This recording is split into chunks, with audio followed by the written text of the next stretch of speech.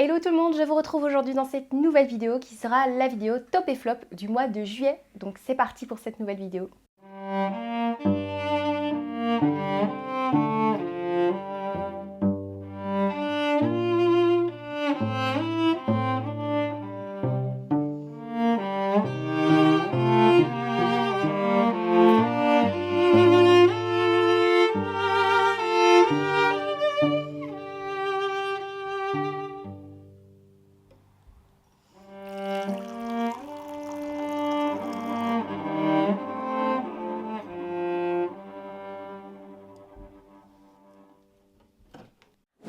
Alors ce mois-ci, ce sera un petit peu particulier puisque je vais vous présenter beaucoup plus de positifs que de négatifs. Alors c'est pas qu'il y a rien eu de négatif, hein, comme d'habitude, il y a toujours des plantes qui vont pas bien, il y a des nuisibles, il y a pas mal de choses, surtout en été je remarque.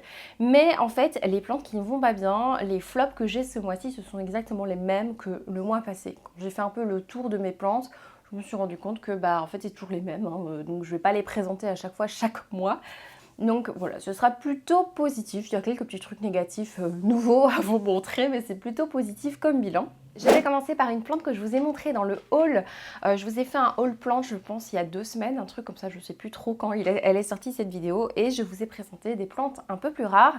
Et il y en a une qui fait partie de mes favoris parce que effectivement, je trouve qu'elle pousse plutôt bien. Elle a déjà fait 3 nouvelles feuilles. Ce ne sont pas des feuilles gigantesques, mais ce sont des nouvelles feuilles avec des jolies couleurs. On voit de plus en plus le côté d'énigme de cette plante, et donc je vous présente le Scindapsus truby mint que j'avais acheté, que je vous avais montré en disant que c'était un peu la plante rare, le plaisir que je m'étais fait, je crois que c'était au mois de juin. Il me semble fin mai, début juin, je ne sais plus. En tout cas, il y a eu 3 nouvelles pousses. Elle pousse bien, elle a ses jolies feuilles, je vous mettrai bien sur des plans que vous verrez d'un peu plus près.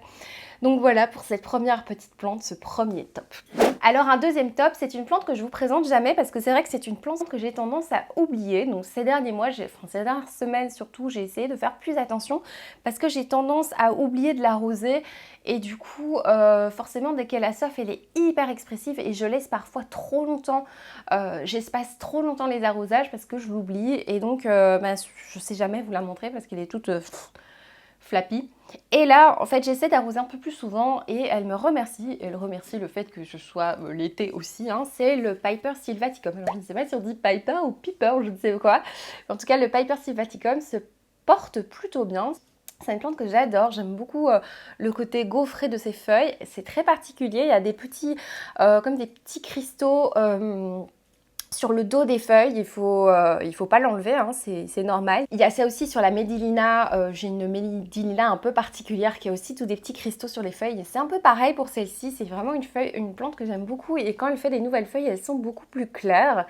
C'est vraiment très très joli et je pense qu'elle va finir par cascader. J'aime beaucoup, franchement, ça pousse pas hyper vite. Maintenant, c'est vrai que comme je vous l'ai dit, je l'oubliais un petit peu la plante, j'oubliais de l'arroser, donc j'ai pas forcément un avis très tranché sur le fait que ça pousse vite ou pas. Il faut peut-être juste que je l'arrose un peu plus. Mais ouais, je suis très contente en ce moment de cette plante, je la regarde souvent et je pense que je vais la mettre un peu plus en évidence dans ma collection parce qu'il n'y a rien à faire. Comme j'ai beaucoup de plantes, il y a toujours des plantes qui sont un peu sacrifiées, qui sont peu mise plus en arrière dans la collection, ce qui est normal parce que je n'ai pas un 100 mètres carrés. Ensuite, je vais passer à un petit flop. Alors, c'est un mi-figue, mi-raisin, plus exactement. En fait, mon philodendron McDowell, je pense le mois passé, je vous disais qu'il commençait à faire une feuille. Alors, il a fait cette feuille. Ça devrait être un véritable top, mais le problème, c'est quand elle s'est déroulée, elle s'est déchirée. Donc, c'est plutôt, elle était encore enroulée et il y a une bosse qui s'est faite et du coup, ça a coupé la feuille. Il y a eu une fente dans la feuille. Et du coup, quand elle s'est déroulée, elle m'a fait une feuille avec des trous, quoi. Alors, elle va bien, je suis vraiment contente parce que je pensais que ça allait être fichu pour elle, mais non, elle va bien, hein. Elle est très très jolie, elle est un peu plus petite que la première. Je l'aime beaucoup, c'est pas ça, mais je suis quand même un petit peu frustrée du fait qu'elle soit coupée, qu'elle soit fendue. Alors je sais qu'il y en a qui la couperaient parce que c'est pas beau.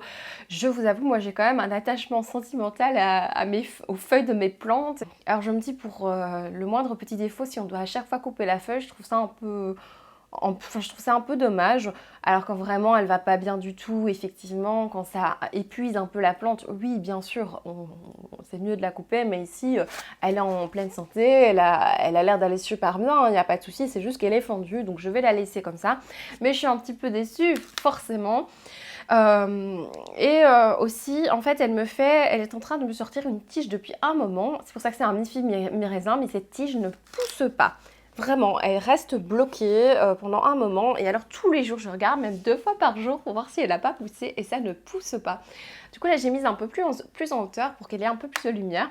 Pour éviter justement que ça se passe à nouveau, que la feuille se coupe lors du processus qui déroule la feuille. J'ai plus régulièrement allumé mon humidificateur. J'arrive toujours pas à le dire. C'est vrai que j'avais un petit peu laissé tomber l'humidificateur, je l'avais un petit peu oublié et je pense que c'est vraiment ça qui a fait que cette feuille s'est coupée, n'a pas eu assez d'humidité pour se dérouler convenablement et j'ai l'impression que ça va aller mieux pour les prochaines, enfin j'imagine que ça va aller mieux puisque il y a quand même beaucoup plus d'humidité. Alors j'ai une plante qui a fort stagné pendant longtemps, je l'avais achetée en bébé chez Plantes. Online Baby Plant, hein, toujours le même site. Et c'est mon Syngonium Morito qui est resté petit très très longtemps. Et en fait, depuis que je l'ai rempoté, c'est vraiment ça. Il m'a sorti une feuille que je veux vraiment, on peut vraiment dire qu'elle est gigantesque. Donc vraiment, c'était une petite plante, hein, vraiment. Sa feuille la plus grande, c'était celle-ci. Et là, elle vient de me sortir une feuille que je trouve quand même super grande. Alors c'est toujours difficile à montrer les tailles des feuilles en vidéo parce que c'est pas très, on voit pas très bien les dimensions. Mais voilà, je suis hyper heureuse parce que elle me sort cette nouvelle feuille qui est beaucoup plus grande. Donc je suis trop contente. Et il y en a déjà une autre qui sort. Le seul souci, enfin c'est pas un souci, mais c'est le fait qu'elle soit beaucoup moins Morito que quand je l'ai achetée. Hein. Quand je l'ai achetée, il y avait vraiment le côté beaucoup plus clair. Il y avait vraiment un contraste sur cette feuille. Maintenant, c'est beaucoup moins. Mais c'est bien connu que les Syngonium Morito, au fur et à mesure, finissent par devenir verts.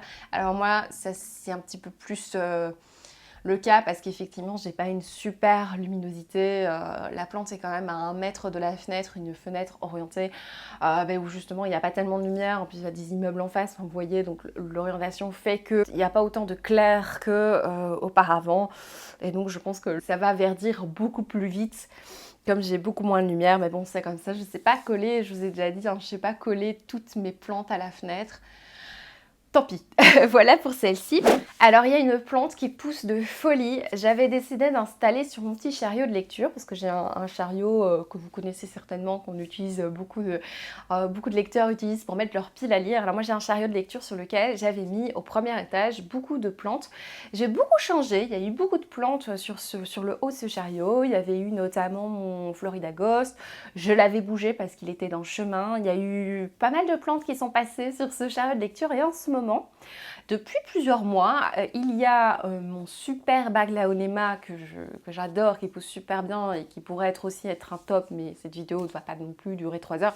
J'aimerais garder certaines plantes pour le mois prochain, mais j'ai décidé aussi de mettre une forêt de pothos pour que ça cascade en fait autour de mes livres.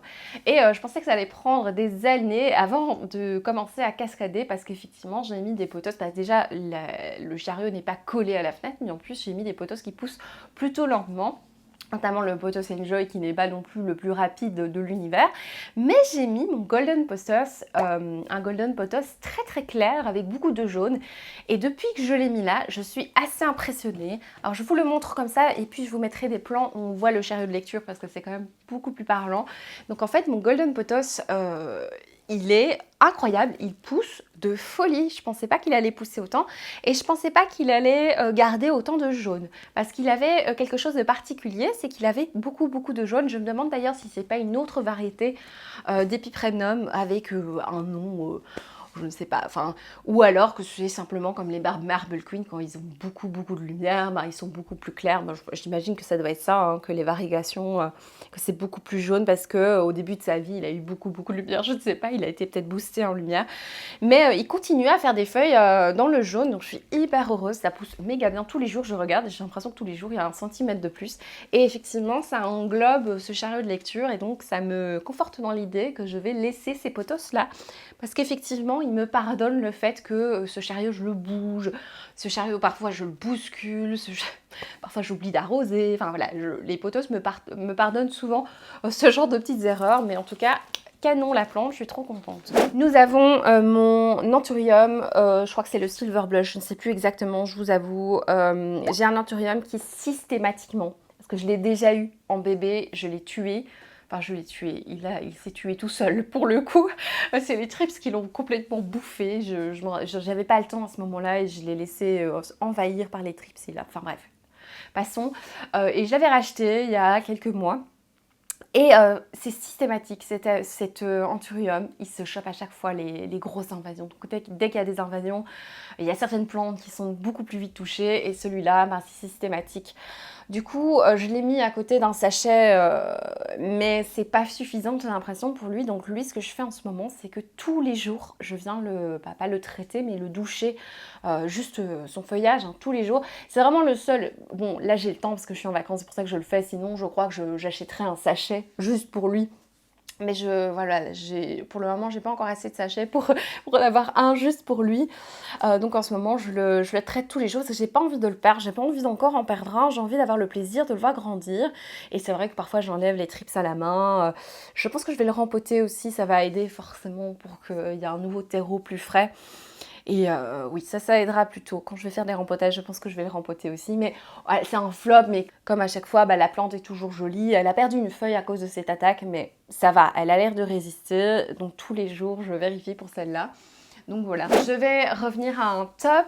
Nous avons encore un Synapsus. Alors celui-là, c'est celui que j'avais acheté chez Diana, les plantes de Diana. Elle avait fait une vente privée sur son compte Instagram. Je l'avais acheté en octobre. Il y avait eu des soucis avec l'envoi à cause de Mondial Relais. Elle m'en avait renvoyé un super gentil. Et je pense que je l'ai eu en novembre. Du coup, et il est resté en eau pendant très très longtemps. Je l'avais laissé en eau pour vraiment qu'il fasse de bonnes racines. Et je l'ai mis en terre il y a quelques semaines.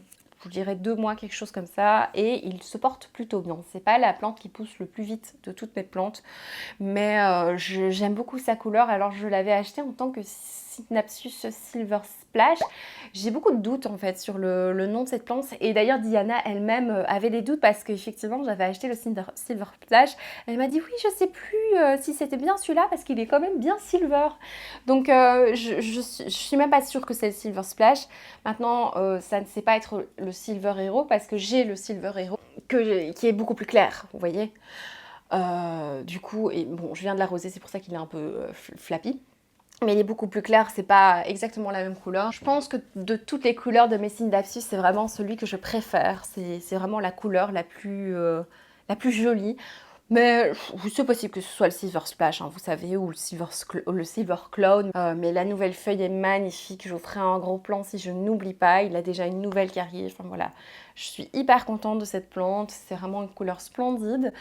Qu'est-ce que j'allais vous dire? Ah oui, ce que j'allais vous dire, que j'hésitais, que j'étais pas sûre que ce soit Silver Splash. Comme je vous ai dit dans la dernière vidéo haul, au final, je m'en fiche un petit peu du nom de la plante. Elle est belle, quoi, en fait. C'est juste ça qui m'intéresse. J'ai envie de vous montrer une victoire qui pourtant, quand je vais vous le montrer, vous allez me dire, meuf, c'est ça ta victoire? Oui. L'année dernière, il y a presque un an, j'avais été avec Marjorie dans plusieurs jardineries et j'avais acheté un fameux Alocasia Frydek, qu'on appelait Frydek à l'époque. C'est Mycorrhiziana, je pense qu'on appelle maintenant, Mycorrhiziana, il me semble. Je l'avais acheté à 6,95 € alors qu'il était immense. Je me souviens que j'avais beaucoup hésité parce que quand je l'ai acheté, je ne savais pas où le mettre dans mon appartement. Et je m'étais dit, bon, je vais le prendre. Au pire, il rentre pas chez moi, je le donne à quelqu'un, mais c'est pas possible de le laisser à ce prix-là parce qu'il était gigantesque. Et vraiment, c'est une plante qui pendant longtemps est restée super chère, même petite. Et donc, je l'avais acheté à 6,95 € dans cette jardinerie. Et en fait, en automne, il y a plusieurs de mes alocasias qui se sont mis en dormance, tout simplement. Forcément, automne-hiver, mon alocasia s'est mis en dormance et il a perdu toutes ses feuilles. Et c'est pas quelque chose qui m'a effrayée cette année parce que je commence à avoir l'habitude. Peut-être pas tous mes alocasias, mais la plupart des alocasias en automne finissent par perdre leurs feuilles, en tout cas chez moi. C'est comme ça que ça marche, c'est peut-être aussi une question de lumière. Mais en tout cas, cet alocasia-là s'est mis en dormance, il a perdu toutes ses feuilles. Et enfin, je vois des pousses partout. Voici ça repousse. Donc il y a 2 feuilles, alors elles sont encore petites, il y a une troisième qui est en train de sortir. Je dois essayer de l'arroser assez régulièrement. Il est dans un pot assez serré, mais visiblement cet alocasia aime beaucoup être dans un pot assez serré, donc je vais pas le rempoter pour le moment, j'ose pas. Mais il a l'air de pousser, il a l'air d'aller plutôt bien. Alors il n'a pas encore les gigafeuilles qu'il avait quand je l'ai acheté, mais je pense que ça va venir petit à petit. Mais oui, j'ai bon espoir qu'il reprenne sa taille initiale, parce qu'effectivement il avait un charme fou avec ses énormes feuilles. C'est vraiment une plante que j'aime beaucoup beaucoup beaucoup et qui allait très très bien dans cette partie là de ma cuisine. Donc voilà. Écoutez, je pense que c'est tout pour cette vidéo. Alors j'ai bien sûr de nouveau plein de trucs à vous montrer, que ce soit aussi dans les trucs positifs. En fait, les trucs positifs du mois passé, ça continue à aller bien. Je pense à mon Syngonium Grey qui me regarde et qui me dit ouais, je pousse bien. D'ailleurs, il a des feuilles maintenant très roses. C'est très étrange. Bref, toutes les plantes, il y a des plantes qui vont vraiment bien, c'est super chouette. Mais bon, je continue aussi à traiter ce qui va moins bien. Écoutez, je pense que c'est tout pour cette vidéo, j'espère de tout cœur qu'elle vous aura plu. Je pense que la prochaine qui sortira sur la chaîne sera probablement un vlog que je vais essayer de tourner toute cette semaine. N'hésitez pas à me dire vos plantes top du mois et vos flops du mois. Voilà, je vous fais des gros bisous et je vous dis à bientôt. Ciao!